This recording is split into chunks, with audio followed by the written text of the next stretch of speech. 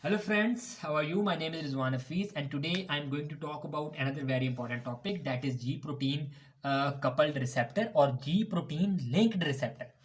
First of all, why this receptor is called as G protein coupled receptor? Because this receptor, the intracellular domain, this is the extracellular space and this is the intracellular space. The intracellular domain of this receptor is attached with a protein called as G protein. And here you can see this G protein itself consists of three domains: alpha domain, beta domain, and gamma domain. The alpha domain is attached with a GDP molecule. GDP, not GDP. It's a GDP molecule. The extracellular domain is responsible for the attachment of ligand. Approximately 30% of the ligand show their physiological or pharmacological action through this receptor, G protein coupled receptor. Clear? There are basically three type of G protein coupled receptor: GS protein coupled receptor, GQ protein coupled receptor, and GI protein coupled receptor. If GS protein is attached with there, if GQ protein is attached with there, or GI protein is attached with there, all of these protein will show different responses through different signaling pathway as well. And I will talk about the signaling pathway of all these proteins one by one. First of all, let's talk about the pathway uh, of GS protein, how this GS protein will show response, how signaling mechanism will be followed. So here you can see when the ligand will attach with the receptor. First of all, this GDP molecule, it will be converted into GTP. GDP was attached with the alpha domain, it will be converted into GTP. And when it will be converted into GTP, all the domains alpha, beta, and gamma, the alpha domain along with the GTP will get separated, and beta and gamma domain will get separated. Now, this alpha domain that is attached with the GTP molecule now, because GDP has been converted into GTP.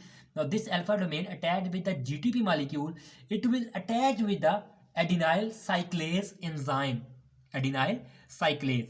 And now after the attachment, this adenyl cyclase will get activated. This activated adenyl cyclase, it will convert adenosine triphosphate, ATPs, or in the intracellular domain lots of ATPs are present. These ATP molecule will be converted into cyclic AMP, cyclic AMP, adenosine monophosphate. Now this cyclic AMP, it will activate protein kinase A. How it will activate protein kinase A? Let me show you. This is the structure of protein kinase A, but this is not activated. The protein kinase A has two regulatory domain and two catalytic domain, and this protein kinase A will be considered activated only when this regulatory domain will separate from the catalytic domain. So what will happen? The cyclic AMP molecules, they will attach with these regulatory domains. They will attach with these regulatory domains, and when they will attach with these regulatory domain, the catalytic domain will separate from the regulatory domain. Here you can see the catalytic domain has been separated from the regulatory domain after the attachment of cyclic AMP molecule on the regulatory domain. Now this separated catalytic domain will be considered as activated protein kinase A. Now this is activated protein kinase A. Here you can see protein kinase has been activated. Now this protein kinase A, it can show its response by different mechanism. The first is this protein kinase A. You know what are kinases? Kinases are basically those proteins. Kinases are those proteins which can cause the phosphorylation of other protein, which can add the phosphate group on the other protein. And when they will attach the phosphate group on the other protein will get activated. So the one way to produce the response is these activated protein kinase A, they can activate other proteins present in the cytoplasm. For example, there are some other proteins, and these activated protein kinase A, they can cause the phosphorylation of these protein.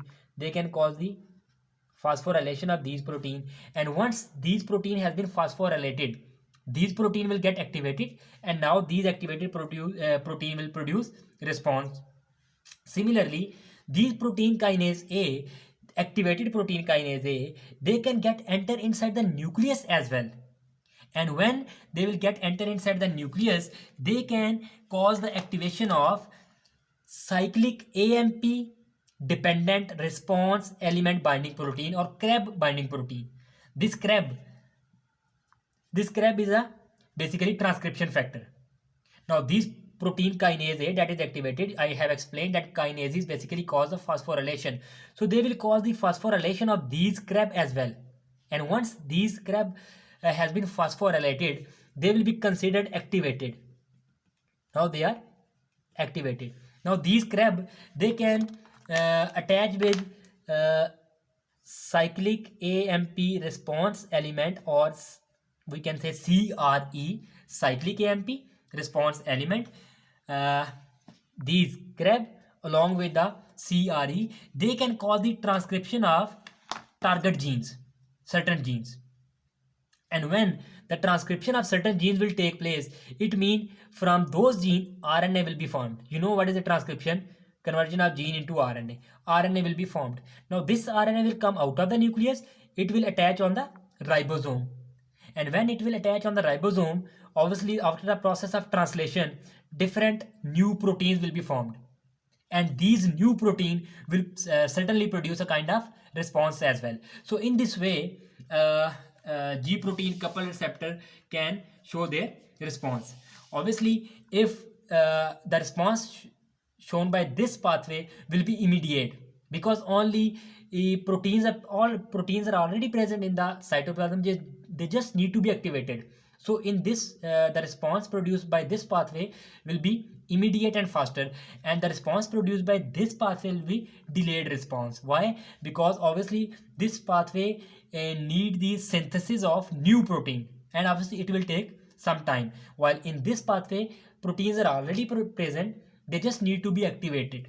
So this pathway will produce immediate response.